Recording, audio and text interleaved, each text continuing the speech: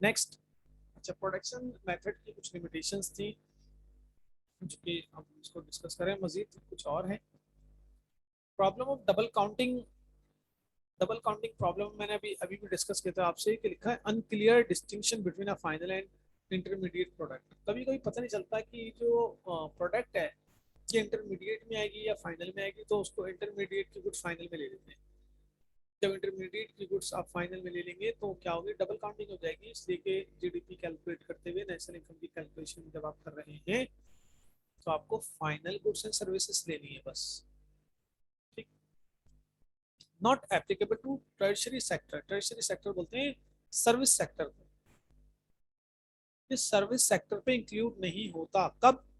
This method is useful only when output can be measured in physical terms.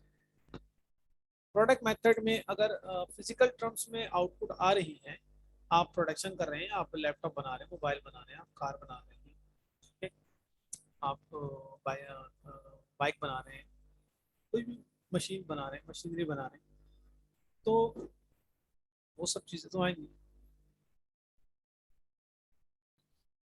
ठीक है। अच्छा, exclusion of non-market products, example given, outcome of hobbies or self consumption। अच्छा, इसमें ये exclude कर देते हैं, ये इसमें इंक्लूड नहीं करते कौन चीज़ों को, जो हॉबी है आपकी, आपकी हॉबीज यानी आपने अपने लिए कोई चीज़ बनाई है, उसको आप खुद ही उसको कंज्यूम कर रहे हैं, ठीक है, उसका मार्केट से कोई ताल्लुक नहीं है। या आपके घर के बाहर एक गार्डन है, उसमें आपने कुछ जो है सब्जियां उगा लिया और वो आप खुद सेल्फ कंज्यूम कर रहे हैं उसको, तो वो भी जीडीपी में इंक्लूड नहीं होगी। इसलिए कि वो आपने आगे एक्सपोर्ट नहीं की या सेल नहीं की, सॉरी, जब आपने सेल ही नहीं की मार्केट में, जब वो चीज़ आई ही नहीं है तो वो उसमें ऐड नहीं होगी। Self consumption of output means producer में consume a part of his production. जो प्रोडक्शन का पार्ट जो खुद कंज्यूम कर रहा है, यानी सेल्फ कंजम्पशन, तो वो भी इसमें प्रोडक्ट मेथड में, सॉरी, ऐड नहीं होती। प्रोडक्ट मेथड की लिमिटेशन थी कि डबल काउंटिंग प्रॉब्लम आ जाती है इसमें। Second, not applicable to tertiary sector in case of service. Physical term की अगर बात करें वो नहीं है तो। और exclusion of non market product, यानी इसमें वो प्रोडक्ट नहीं आती जो आप खुद अपने लिए कंज्यूम कर रहे हैं।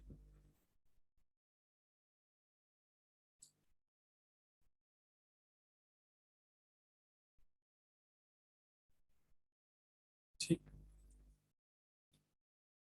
अच्छा, कुछ और पॉइंट्स भी थे जिसमें इंक्लूड किए हैं अपेंडिक्स में, उसको ब्रीफ कर रहे हैं, ये टोटल वो देख लेते हैं। इसलिए वो चारों आज चैप्टर हम कंप्लीट कर लें। Closed end open economy, real and financial capital. Closed economy क्या होती है? A closed economy is one which has no economic relations with the rest of the world. Close economy यानी ऐसी इकोनॉमी होती है जिसका दुनिया की बाकी कंट्रीज से इसका कोई रिलेशन नहीं होता। Close economy, in other words, it is an economy that remain in isolation या isolation में। It has no trade relations with any country, इसका कोई ट्रेड रिलेशन नहीं होता, इसका तिजारती ताल्लुकात नहीं होते। ठीक है, इसके यानी तिजारती ताल्लुकात नहीं होते किसी से। क्लोज इकोनॉमी के क्या होते हैं? क्लोज्ड है, उसके कोई भी जो ट्रेड रिलेशंस हैं वो नहीं होते। It's mean that is no exports and imports take place in such an economy. ऐसी इकोनॉमी में इंपोर्ट्स एक्सपोर्ट नहीं होती। क्लोज इकोनॉमी मीन्स ऐसी इकोनॉमी जिसकी जिसके ट्रेड रिलेशंस नहीं होते, यानी उनकी इंपोर्ट्स और एक्सपोर्ट्स नहीं होती। That is called closed economy. Open economy. An open economy, on the other hand, is an economy which has economic relations with the outside world. इनके रिलेशन होते हैं। ओपन इकोनॉमी यानी ऐसी इकोनॉमी जैसे पाकिस्तान है, इनके दुनिया के बाकी ममालिक से रिलेशन हैं। In such an economy exports and imports are common.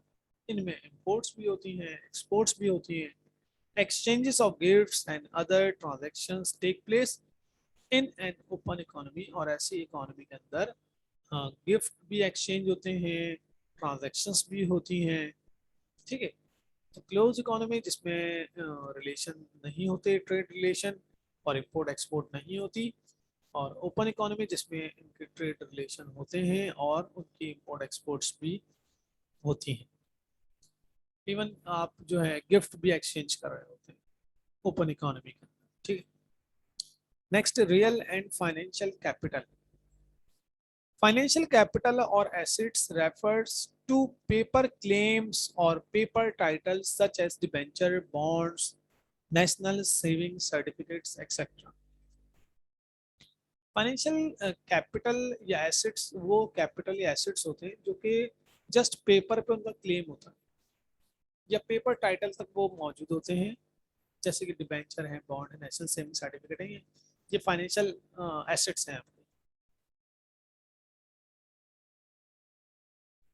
ये financial capital, these do not generate any new income, therefore they are not included in the national income। ये कोई भी न्यू इनकम जनरेट नहीं करते। जब ये कोई न्यू इनकम जनरेट नहीं की, कोई मशीन थोड़ी है कि एक के बाद एक यूनिट प्रोड्यूस कर रहा है, वो तो एक पेपर पे बस आपको क्लेम है आपका कि मेरे पे ये बॉन्ड्स हैं या डिबेंचर हैं, ये सर्टिफिकेट है, इसमें मजीद आपको इनकम मिलती रहती है उसमें, मगर ये खुद कोई इनकम वैसे जनरेट नहीं करते जिस तरह एक मशीनरी कर रही होती है।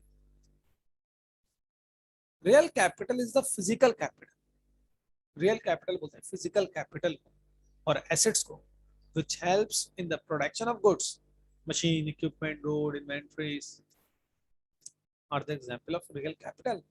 ये रियल कैपिटल है। ये क्या कर रहे हैं, ये रियल कैपिटल आपके मजीद गुड्स को जनरेट कर रहे हैं, गुड्स एंड सर्विसेज प्रोड्यूस कर रहे हैं, और इसके अलावा जो है न्यू इनकम भी जनरेट कर रहे हैं। तो फाइनेंशियल कैपिटल को जनरेट नहीं कर रहा है, यानी उससे किसी को रोजगार नहीं मिल रहा, कोई लेबर नहीं लगी हुई कि वो काम करे, उसको रोजगार, उसको आप जो है कुछ अमाउंट पे कर दें, ठीक है, वो गुड्स एंड सर्विसेज प्रोड्यूस करे, फिर वो जो मार्केट में उसको सेल करें, फिर उससे भी आपकी इनकम हो जाए, दूसरे का एक्सपेंस हो जाएगी, पूरी साइकिल नहीं चल रही है इसके अंदर। यानी फिजिकल एसेट्स नहीं होते फाइनेंशियल कैपिटल, और रियल कैपिटल जो है वो फिजिकल कैपिटल होता है, जैसे मशीनरी, ठीक है, इक्विपमेंट्स। ये था इनका मेन डिफरेंस। अच्छा, नेक्स्ट हम जा रहे हैं formula to calculate national income. यहाँ तक के हमारी थ्योरी जो थी वो हो गई कंप्लीट। अब हम प्रैक्टिकल उसमें चले गए अब, और नेशनल इनकम को हम क्या करेंगे, कैलकुलेट करेंगे। Calculation of national income formula refers to the formula that is used in order to calculate value of total items manufactured in country by its residents and income received by its residents as per the formula। National income is calculated by adding together consumption, first consumption, then government expenditure, investments made within the country, its net export का मतलब होता है import minus exports, यानी exports minus imports, foreign production by residents of country, and then subtracting the domestic production by residents of other country। अच्छे, तो आपको clear हो गया कंजम्पशन क्या होती है, गवर्नमेंट एक्सपेंडिचर, इन्वेस्टमेंट क्या होते हैं, नेट एक्सपोर्ट भी क्लियर हो गई। Foreign production by residence of a country, यानी हमारे मुल्क के लोग, यानी नेशनलिस्ट जो पाकिस्तान की नेशन है, यानी पाकिस्तानी, यानी ओवरसीज पाकिस्तानी जो अदर कंट्री के अंदर काम कर रहे हैं और वहाँ पे जो गुड्स एंड सर्विसेज प्रोड्यूस कर रहे हैं और उसकी इनकम पाकिस्तान भेज रहे हैं, तो ये वो है foreign production by resident of the country. यहाँ के जो रिहायशी हैं उनकी इनकम को ऐड कर लेंगे, एंड देन सब्ट्रैक्टिंग, फिर माइनस कर देंगे डोमेस्टिक प्रोडक्शन जो हमारे मुल्क में काम कर रहे हैं by the residents of other country, मगर वो दूसरी कंट्री के हैं, उनको माइनस करते हैं, ठीक है। तो उसका फार्मूला हमें सीधा सीधा नजर आता है, ये रहा। सी इज द कंजम्पशन, ये रहा आपका national income formula. C consumption, G is the government expenditure, I is the investment, ये आ गया आपका। एक्स इज नेट एक्सपोर्ट्स, यानी एक्सपोर्ट्स माइनस लेस इंपोर्ट्स, ये एक्स आ गया आपका। F is the national residence foreign production, F आ गया। वो पाकिस्तानी जो बाहर काम कर रहे हैं, ठीक है, उनकी इनकम पाकिस्तान आती है, उनकी इनकम, तो उसको ऐड कर लेंगे। D is the national residence domestic production, production यहाँ हो रही है मगर उनकी इनकम बाहर जाती है, तो उसको उसमें से माइनस कर देंगे, तो ये आपकी आ जाएगी नेशनल इनकम। ठीक है, तो उसको कैलकुलेट करते हैं, क्वेश्चन सॉल्व करते हैं। यहाँ पे एग्जाम्पल नंबर 1 दी हुई है, we are given the following hypothetical inputs in US dollar trillion for economy XYZ। US dollars में ट्रिलियन अमाउंट में एक इकोनॉमी है, किसी कंट्री की इकोनॉमी है, उस कंट्री का नाम हमने सपोज कर लिया एक्स वाई जी, ठीक है, एक्स वाई जेड है, ये कंट्री का नेम है। यू आर रिक्वायर्ड, आपसे क्या पूछा जा रहा है, आपसे क्या तकाजा किया जा रहा है, टू कैलकुलेट, क्या आप कैलकुलेट करें national income of the country X Y Z. आपने करना क्या है, आपको एक्स वाई जेड कंट्री की नेशनल इनकम को कैलकुलेट करना है। ठीक, देखिए यहाँ पर आपका दिया हुआ है, कंजम्पशन दी हुई है $10, यानी $10 ट्रिलियन। गवर्नमेंट एक्सपेंडिचर एक्सपेंडिचर दिया हुआ है, इन्वेस्टमेंट दी हुई है, डेप्रिसिएशन दिया हुआ है, एक्सपोर्ट्स हैं, इंपोर्ट्स हैं, नेट एक्सपोर्ट्स हैं, ठीक है, foreign production by national residence, यानी ये जो नेशनल रेजिडेंस हैं, हमारी कंट्री के लोग हैं, बाहर हैं, उनकी इनकम दी हुई है $1 ट्रिलियन। और domestic production by non residence, ठीक है, जो बाहर के लोग जो पाकिस्तान में काम कर रहे हैं, उनकी इनकम है $3 ट्रिलियन। ये आपको दी हुई, आपसे क्या बोला गया है कि आपको नेशनल इनकम कैलकुलेट करनी है। जो पीछे अभी फॉर्मूला मैंने आपको बताया था, उसकी बेस पे हम क्या करेंगे, इसके नेशनल इनकम को कैलकुलेट करेंगे। कैसे करेंगे, ये आपके सामने आ गया, तमाम हेड यहाँ पे कॉपी होगा, ठीक है। लिया क्या हमने, नेशनल इनकम कितनी आ रही है, 50 आ रही है। क्या क्या लिया इसमें, हमने कंजम्पशन ले ली, ठीक है, गवर्नमेंट एक्सपेंडिचर ले लिया हमने, कितना आ रहा है गवर्नमेंट एक्सपेंडिचर, 14, ठीक है। उसके बाद हमने इन्वेस्टमेंट ले ली, सी जी आई की, कंजम्पशन, गवर्नमेंट एक्सपेंडिचर, इन्वेस्टमेंट, ठीक है। अच्छा, डेप्रिसिएशन नहीं लेंगे, ठीक है, डेप्रिसिएशन इसमें इंक्लूड होगा। एक्सपोर्ट इंपोर्ट्स का डिफरेंस ये आ गया, नेट एक्सपोर्ट तो ये लेंगे डायरेक्ट 4, ठीक है, 8 में से 4 माइनस करेंगे तो भी 4 ही आएगा। नेट एक्सपोर्ट कैसे आती है, एक्सपोर्ट्स में से इंपोर्ट्स माइनस कर दी तो नेट एक्सपोर्ट आ जाती है। तो नेट एक्सपोर्ट्स कितने आ रही, 4, तो ये 284 ये नहीं लेंगे हम, डायरेक्ट 4 ले लिया। 10 और 14 कितना होगा, 24, 24 और 24 कितने हो गए, 48, 48, 48 और 4 कितने हो गए, 48 4 52, 52, और ये आपने ये रेजिडेंस वाली अमाउंट जो foreign production by national residence है, इसको ऐड करना है, तो 53 हो गए। 53 में से आपने 3 माइनस कर दिया,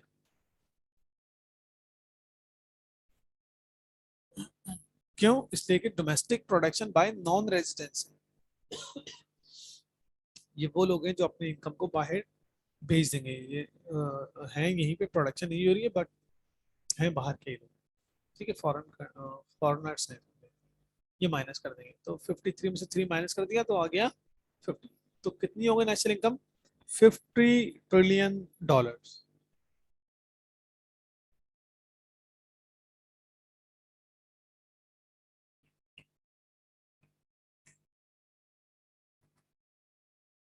तो यहीं पे हम स्टॉप करते हैं। ये हमारा जो नेशनल इनकम का चैप्टर था वो कंप्लीट हो गया है। अभी तक कुछ चीज़ क्लियर ना हो डिस्कस कर लें, हमारे पास 3 मिनट्स हैं, 3 मिनट्स में जिसको जो चीज़ पूछनी है वो उसको कंप्लीट कर ले, ताकि इंशाल्लाह नेक्स्ट क्लास से हम चैप्टर नंबर 3 स्टार्ट करेंगे। ठीक है, तो बस अभी इसको जो चीज़ क्लियर नहीं हुई है पूछ ले, ताकि उसको हम कंप्लीट कर लें। फाइनेंशियल कैपिटल वो कैपिटल होता है जो आपका फिजिकल नहीं होता। पेपर क्लेम को बोलते हैं फाइनेंशियल कैपिटल। पेपर पे क्लेम है आपके पास, समझे, आप बोले मेरे पास जो है डिबेंचर हैं, बॉन्ड्स हैं, ठीक है, बॉन्ड्स हैं, डिबेंचर हैं, शेयर्स हैं, सेविंग सर्टिफिकेट्स हैं, ये फाइनेंशियल कैपिटल है। आपने इन्वेस्ट कर चुके हैं, इसके ऊपर इन्वेस्टमेंट हो चुकी है, आप परचेज कर चुके हैं ना इसको, इन्वेस्टमेंट हो चुकी है, फर्स्ट टाइम आपने इन्वेस्टमेंट करी, नेशनल इनकम में ऐड हो गए थे, तो वो मजीद इनकम को जनरेट नहीं कर सकते। इसके अगेंस्ट आपने मशीन परचेज की हुई है, ठीक है, और मशीन परचेज की है, तो मशीन है आपके पास, इक्विपमेंट है, मशीनरी है, तो ये आपकी रियल कैपिटल है।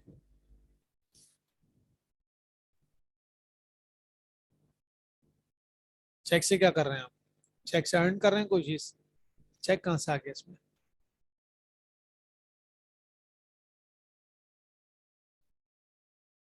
चेक नहीं है,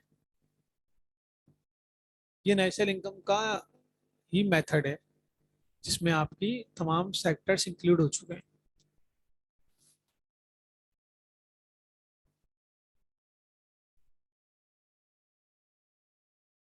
फॉरेन प्रोडक्शन हम ये डिस्कस कर रहे हैं कि ये आप ये पूछ रहे हैं foreign production by national residence, यानी बाहर प्रोडक्शन हो बाहर रही है, बट आपकी जो रेजिडेंस है वो नेशनल है, यहाँ के हैं। देखिए, नेशनल इनकम में हम वो इनकम ऐड करते हैं जो ओवरसीज पाकिस्तानी पाकिस्तान भेज रहे हैं, ये है वो foreign production by national residence, resident, F. ये वो लोग हैं, वो पाकिस्तानी हैं जो जॉब बाहर कर रहे हैं, या बाहर उनकी इंडस्ट्री लगी है बट उनकी इनकम पाकिस्तान आती है, तो ये ऐड कर लेते हैं हम, ठीक है। और इसके नीचे कौन है? Domestic production by non resident. Domestic production means production Pakistan में ही हो रही है, बट यहाँ के ये लोग रेजिडेंट नहीं है, ठीक है, इनकी इनकम बाहर जाएगी, उसको माइनस कर देंगे।